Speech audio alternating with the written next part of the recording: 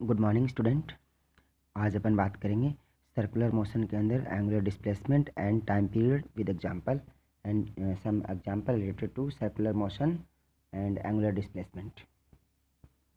सबसे पहले तो बात करते हैं अपन एंगुलर डिस्प्लेसमेंट क्या है। अपने प्रीवियस लेक्चर में बात की थी कि वर्तुल गति क्या होती है, और वर्तुल गति जो सर्कुलर मोशन है उसके कुछ फंडामेंटल और बेसिक के बारे में अपन थोड़ा डिस्कस किया था। उसी में आगे बढ़ते हैं अपन एंगुलर डिस्प्लेसमेंट या कोणीय विस्थापन। अब कोणीय विस्थापन में सबसे पहले आप ये देखिए कि इसमें वर्ड जुड़ा हुआ है डिस्प्लेसमेंट, विस्थापन। अब विस्थापन या डिस्प्लेसमेंट से मतलब क्या है कि किसी भी ऑब्जेक्ट या बॉडी को अगर अपन फोर्स देते हैं तो फोर्स देने के बाद में अगर उसकी पोजीशन में, उसकी स्थिति में परिवर्तन होता है समय के सापेक्ष, तो वह वस्तु विस्थापित हो गई, अर्थात वह गति है गतिमान में अवस्था में आ गई है। तो ठीक ऐसे ही अगर वह रेखीय गतिमान अवस्था में तो उसका रेखीय विस्थापन होता है, और अगर वह कोणीय गति की अवस्था में होगी तो उसमें कोणीय विस्थापन होगा। अर्थात अगर कोणीय विस्थापन या एंगुलर डिस्प्लेसमेंट की अपन बात कर रहे हैं तो इसका मतलब यह है कि वह जो ऑब्जेक्ट है, वह बॉडी है, वह सर्कुलर मोशन में है, वह वर्तुल गति कर रही है। तो इसको अपन लिख सकते हैं angular displacement it is the angle by the which the position vector of the moving particle is rotating with respect to the reference line। कि आप ये देखिए कि यह कोई एक रेफरेंस लाइन है, यह रेफरेंस लाइन है, यह सेंटर है और यह यहाँ पर ऑब्जेक्ट है। तो इस रेफरेंस लाइन के रिस्पेक्ट में अगर कोई भी पार्टिकल है वह कि रोटेट कर रहा है, तो रोटेट कर रहा है इस प्रकार से रोटेट कर रहा है, ये रोटेट कर रहा है इसके इस रेफरेंस लाइन के रिस्पेक्ट में, ये रेफरेंस लाइन के रिस्पेक्ट में से रोटेट कर रहा है। तो इस रोटेशन के दौरान जो एंगल है, पोजीशन वेक्टर के द्वारा जो बनाया गया जो एंगल है, ये पोजीशन वेक्टर द्वारा किसी भी दिए गए टाइम में, वह उसका कोणीय विस्थापन है। नॉर्मली जो एंगुलर डिस्प्लेसमेंट या कोणीय विस्थापन है यह विमा रहित राशि है, इसकी कोई भी विमा नहीं होती क्योंकि ये कोण के रूप में नापते हैं। इसका बेस्ट एग्जाम्पल होता है घड़ी की सुई। जो घड़ी की सेकंड वाली सुई या मिनट वाली सुई है या आवर्स या घंटे वाली सुई है, तो वह उसका जो विस्थापन होता है वो कोणीय विस्थापन ही है। तो सेकंड वाली सुई को ध्यान से देखिए, उसमें कि हर सेकंड के बाद में कुछ कोण पर वह आगे की तरफ खिसक जाती है। 1 मिनट के अंदर जो सेकंड वाली सुई है वह 360 डिग्री का चक्कर पूरा कर लेती है, अर्थात वह एक चक्रण, एक रिवोल्यूशन पूरा कर लेती है। तो हर सेकंड के अंदर उसे देखा जाए तो वह 6 डिग्री का कोण बनाती है जो, तो वह उसका जो कोणीय विस्थापन है प्रति सेकंड 6 डिग्री हो गया है। लेकिन इसका जो स्टैंडर्ड इंटरनेशनल जो मात्रक है, ऐसा ही मात्रक उसको रेडियन में नापते हैं, और इसे अपन डिग्री या एक चक्रण के रूप में भी नाप सकते हैं। नॉर्मली अपन को पता है या अपन जानते भी हैं कि जो पाई है वो रेडियन में नापने के लिए, और डिग्री को अपन नंबर्स में लिखते हैं, जैसे 90, 50, 100, 360 ऐसे। तो जो पाई रेडियन है वह है 180 डिग्री के बराबर होता है। तो एक जो 180 डिग्री के अंदर होता है पाई रेडियन, और 1 डिग्री में हो जाएगा पाई बटे 180 रेडियन। तो इस प्रकार से इसको रेडियन में मेजर करते हैं, या फिर इसको रिवोल्यूशन में भी, चक्रण में, रिवोल्यूशन का मतलब एक पूरा चक्कर। अर्थात अगर यूँ मान लीजिए ये जो रेफरेंस लाइन के रिस्पेक्ट में कोई कण है, ऑब्जेक्ट है, वह गति कर रहा है, तो ये 360 डिग्री का पूरा चक्कर लगाया था, तो यह एक चक्रण हो गया। तो एक रिवोल्यूशन का मतलब होता है 2 पाई रेडियन। अब हमें एंगुलर डिस्प्लेसमेंट या कोणीय विस्थापन के बारे में बात की, तो इसी से रिलेटेड होता है एंगुलर वेलोसिटी या कोणीय वेग। कोणीय वेग को अपन लिखते हैं ओमेगा के रूप में, इसका जो सिंबल है वह है ओमेगा। अगर कोई भी ऑब्जेक्ट है वह वर्तुल गति कर रहा है, सर्कुलर मोशन कर रहा है, और किसी समय t1 पर उसका कोणीय विस्थापन θ1 है, और किसी समय t2 पर उसका कोणीय विस्थापन θ2 है। अर्थात ये देखिए, इस चित्र में देखिए, डायग्राम में, ये एक सर्कुलर मोशन है, ये कोई पार्टिकल सपोज यहाँ पर है और वह इस प्रकार से गति कर रहा है। तो ये किसी समय t1 पर सपोज ये इतना विस्थापन कर लिया उसने, t1 समय कंज्यूम किया और θ1 विस्थापन हो गया है। सपोज यह बिंदु ए है और यह बिंदु बी है और ये सी है, तो बी से सी तक का विस्थापन है वह θ1 है। कितने समय में? t1 में। फिर कुछ समय बाद में दोबारा मेजरमेंट किया तो दोबारा इसका जो विस्थापन है वह कितना हो गया है? t2 समय में θ2। तो जो t1 समय में θ1, t2 समय में θ2 विस्थापन हो गया है। तो ठीक वैसे जैसे अपन रेखीय वेग ज्ञात करते हैं, ध्यान रखिए जो एंगुलर मोशन है वह रेखीय लीनियर मोशन है, उसी के एनालोगस होती है, बस थोड़ा सा चेंज है जो अपन अभी डिस्कस करेंगे। तो जिस प्रकार से अपन रेखीय वेग v बराबर लिखते हैं dx/dt या विस्थापन में परिवर्तन की दर, तो ऐसे ही कोणीय विस्थापन में परिवर्तन की दर समय के सापेक्ष। तो जो ओमेगा एवरेज है वह हो जाएगा कितना? एवरेज का मतलब है कि समय t1 से t2 तक के बीच का एवरेज ले रहे हैं, वह हो जाएगा θ2 माइनस θ1। बटे T2 अपन T1। अगर मैं डेल्टा टी समय बहुत छोटा ले लूँ, अर्थात जो T1 T2 है उनके बीच का डिफरेंस है जो बहुत ज़्यादा छोटा ले लूँ, मतलब टेंस टू जीरो ले लूँ, तो उसको अपन चेंजेस के रूप में लिख सकते हैं। θ2/θ1 लिख सकते हैं डेल्टा थीटा, और T2/T1 को लिख सकते हैं delta T. That will be equal to D θ/dt लिखा जा सकता है, अर्थात जो कोणीय वेग है that will B d θ/dt। तो कोणीय एंगुलर वेलोसिटी क्या है? Change rate of angular displacement with respect to time. ये कोणीय विस्थापन में समय के सापेक्ष परिवर्तन की दर को ही कोणीय वेग कहा जाता है। अब मैं एक छोटा सा इसमें एक एग्जांपल लेता हूँ। जो घड़ी की अपनी सेकंड वाली सुई है, जो सेकंड वाली सुई है घड़ी की, उसका कोणीय विस्थापन कितना होगा? तो उसका कोणीय विस्थापन अभी अपन ने डिस्कस किया कि वह प्रति सेकंड, सपोज वह 1 सेकंड में कितने डिग्री का कोण बनाती है? 1 सेकंड में वह बनाती है 6 डिग्री का कोण, क्योंकि वह 60 सेकंड में 360 डिग्री का कोण बनाती है। तो उसका कोणीय जो विस्थापन है वह 6 डिग्री प्रति सेकंड हो गया है। साथ में इस बात का ध्यान रखना, वह यूनिफॉर्म सर्कुलर मोशन कर रही है, अर्थात उसका जो विस्थापन है वह नियत है, कांस्टेंट है with respect to time. Sorry, जो एंगुलर वेलोसिटी है, विस्थापन नहीं, जो एंगुलर वेलोसिटी है, कोणीय वेग है, वह समय के सापेक्ष नियत है, अर्थात वह प्रति सेकंड 6 डिग्री का ही कोण बनाएगी। ऐसा नहीं है कि इस सेकंड में 6 डिग्री का बनाया और अगले सेकंड में उसने 7 डिग्री का कोण बनाया। तो उसका जो कोणीय वेग है वह नियत रहता है। तो कोणीय वेग नियत रहता है, तो कोणीय वेग में परिवर्तन की दर वो जीरो हो जाएगी समय के सापेक्ष, अर्थात उसके अंदर अब जिस प्रकार से रेखीय वेग में परिवर्तन की दर को अपन त्वरण बोलते हैं, एक्सेलरेशन बोलते हैं, वैसे ही एंगुलर वेलोसिटी में change rate with respect to time है, वह हो जाएगा एंगुलर एक्सेलरेशन, कोणीय त्वरण, जो अभी अपन बात करेंगे। तो देखिए कि एक छोटा सा एग्जांपल लेते हैं कि किसी भी एक निकाय, किसी भी एक सिस्टम के लिए यह विस्थापन दिया गया कोणीय विस्थापन के रूप में थीटा बराबर a - bt + ct स्क्वायर।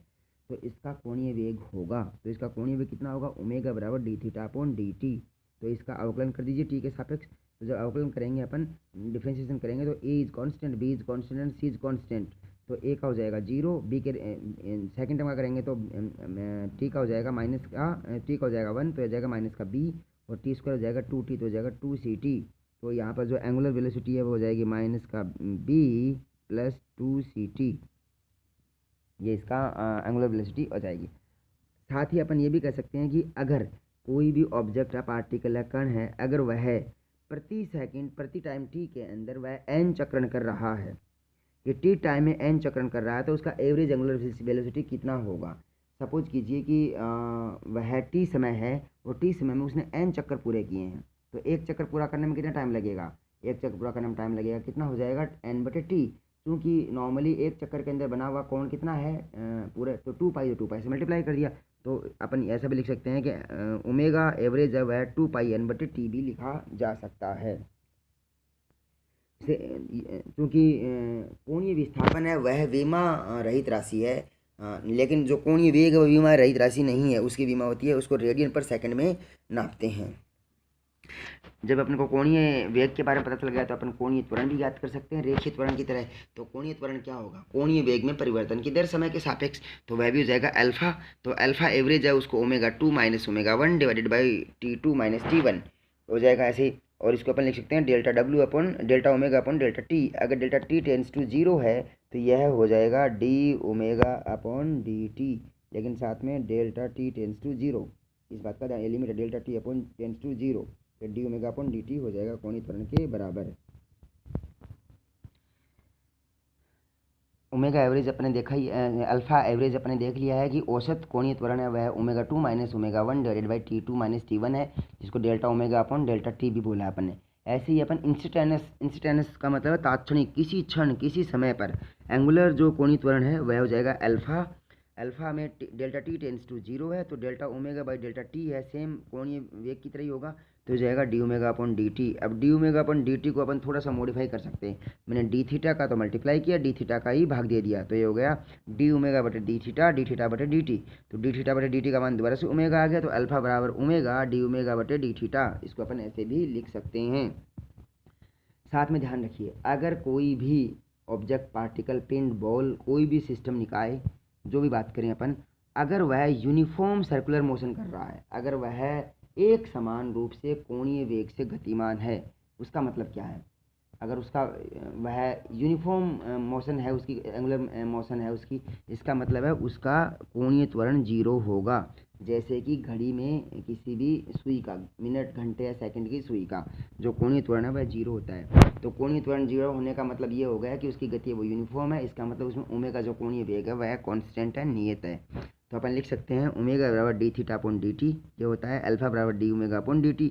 और अल्फा और थीटा के बीच में रिलेशन लिख सकते हैं, अर्थात त्वरण और विस्थापन के रूप में रिलेशन लिख सकते हैं D square theta upon D T square. ये ठीक ऐसे ही है जैसे कि मैं लिखूँ कि v बराबर D X upon D T और a बराबर D square X upon D T square, ऐसे। तो देखिए यहाँ पर भी मैंने अल्फा बराबर D square theta upon D T square लिख दिया है। यहाँ पर ओमेगा एवरेज और alpha both are axial vector हैं, वो अक्ष की तरफ ही डायरेक्शनल होते हैं, तो एक्सियल वेक्टर हैं यहाँ पर। साथ में वो जो त्वरण है उसकी जो वीमा है वो t माइनस 2 है और रेडियन पर सेकंड स्क्वायर में जो उसको नापते हैं। अब देखिए अपन बात करते हैं यूनिफॉर्म सर्कुलर मोशन और नॉन यूनिफॉर्म सर्कुलर मोशन। एक समान वर्तुल गति और असमान वर्तुल गति। अगर एक समान वर्तुल गति है या यूनिफॉर्म सर्कुलर मोशन है, इसका मतलब क्या हुआ कि उसमें ओमेगा का मान नियत है। ओमेगा का मान नियत है तो इसका मतलब ये हुआ कि उसमें जो टेंजेंशियल वेलोसिटी है, जो स्पर्शीय रेखीय वेग है, जिसको अपन डी अपॉन डी बोलते हैं। ध्यान रखिए जब कोई भी पार्टिकल गति करता है तो इसके ऊपर देखिए दो प्रकार के वेग लगते हैं, ये वाला तो ये v है। तो v है वह है वी टी प्लस वी जो V T plus V R. एक तो रेडियल वेलोसिटी रेखीय जो एरिया वेग और एक स्पर्शी वेग होता है। स्पर्शी वेग होता है जो कि जिस बिंदु के ऊपर किसी भी पॉइंट समय पर किसी बिंदु के ऊपर अगर स्पर्श रेखा खींची जाए तो वह वेग की दिशा को स्पर्शी वेग बताती है। तो अगर डी वी अपॉन अगर अपन कहें कि ओमेगा बराबर कांस्टेंट है तो वहाँ पर D V upon D T अर्थात जो स्पर्शी वेग त्वरण है, जो कोणीय त्वरण है उसका मान जीरो होगा। कोणीय त्वरण स्पर्शी त्वरण का मान जीरो होगा। टेंजेंशियल एक्सीलरेशन जीरो होगा। टेंजेंशियल एक्सीलरेशन जीरो होगा, इसका मतलब है उसमें अरीय त्वरण है, अर्थात उसमें रेडियल एक्सीलरेशन है और अरीय त्वरण का मान होता है ओमेगा स्क्वायर आर। ये वाला मान इसमें आएगा, जिसको अपन यू भी लिख सकते हैं वी स्क्वायर अपॉन आर, ये भी लिख सकते हैं वी स्क्वायर अपॉन आर। तो यहाँ पर जब यूनिफॉर्म सर्कुलर मोशन है तो इसमें स्पर्शीय त्वरण नहीं होगा, वहाँ पर केवल अरीय त्वरण ही होगा। लेकिन नॉन यूनिफॉर्म मोशन है तो omega is not equal to zero, अर्थात ओमेगा जीरो नहीं है उसमें, sorry omega is not equal to constant, not constant, zero नहीं नॉट कांस्टेंट। तो D V upon D T उसमें स्पर्शी त्वरण भी होगा और उसमें अरीय त्वरण भी होगा। तो स्पर्शी त्वरण और अरीय त्वरण दोनों मिलकर कुल त्वरण का मान देंगे। तो इसमें जो टेंजेंशियल है उसको आई और अरीय को जे, ये यूनिट वेक्टर है, तो इसमें स्पर्शी त्वरण और अरीय त्वरण दोनों को एक साथ लिखा जा सकेगा।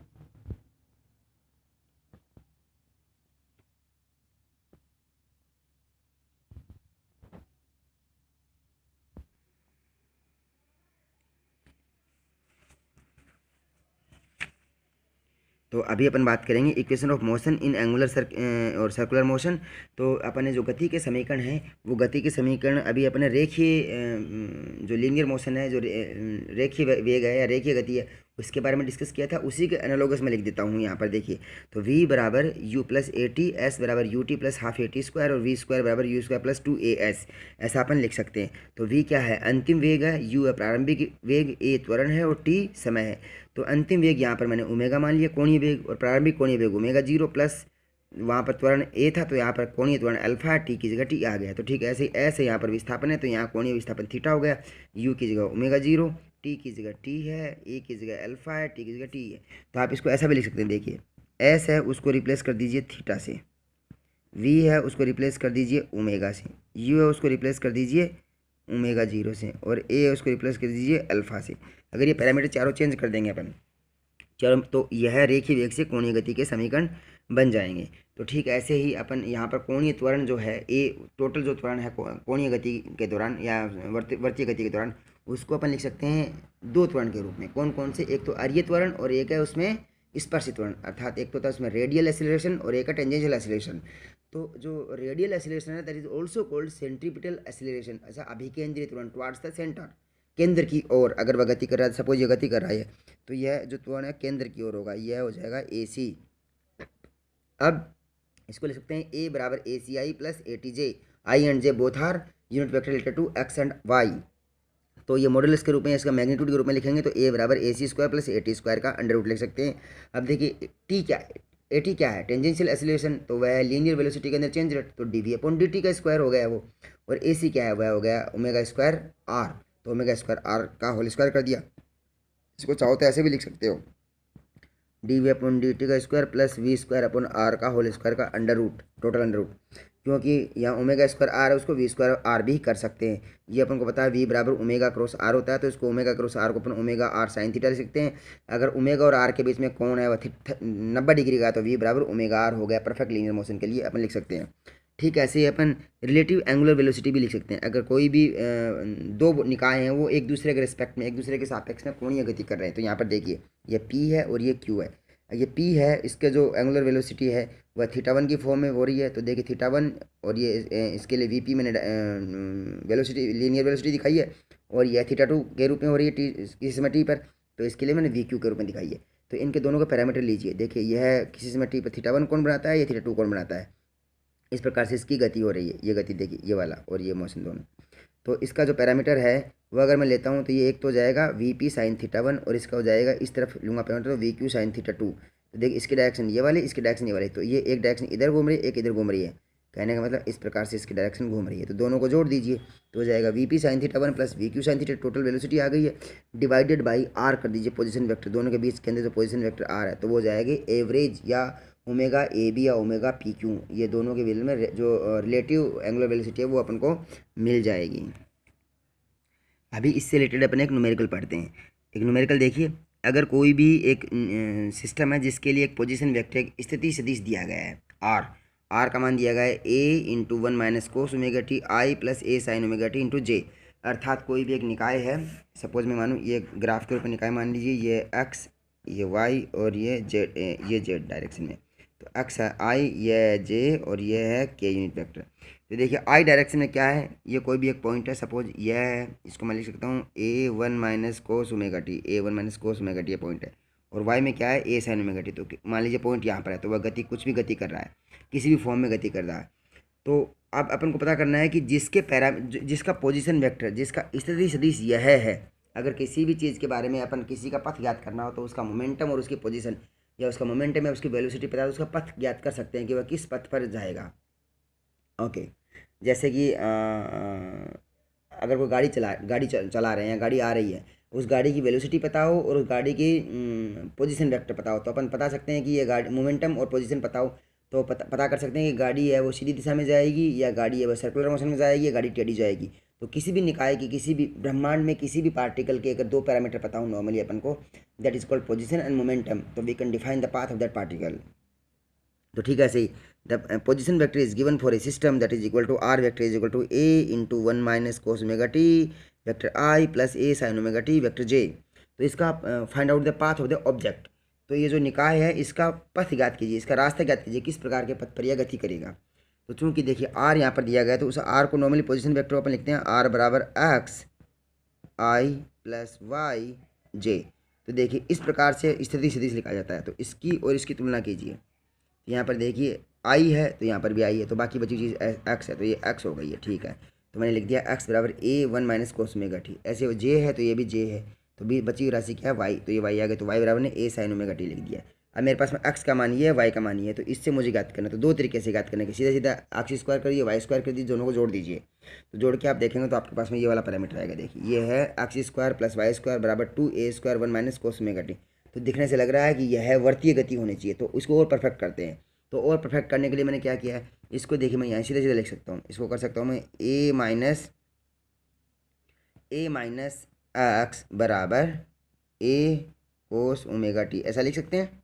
ठीक है, और इसको मैं लिख सकता हूँ वाई बराबर ए साइन ओमेगा टी। अब देखिए ये ए कोस ओमेगा टी और ये ए साइन ओमेगा टी, दोनों का स्क्वायर कर दीजिए। तो कर देते हैं, देखिए ए माइनस एक्स का स्क्वायर प्लस वाई स्क्वायर बराबर ए स्क्वायर आ जाएगा, क्योंकि A square cos square omega T plus A square sine omega square T होगा, तो इसमें ए कॉमन ले लेंगे, cos square omega T plus sine square omega T बराबर 1 हो जाएगा, तो ये स्क्वायर ही बचेगा।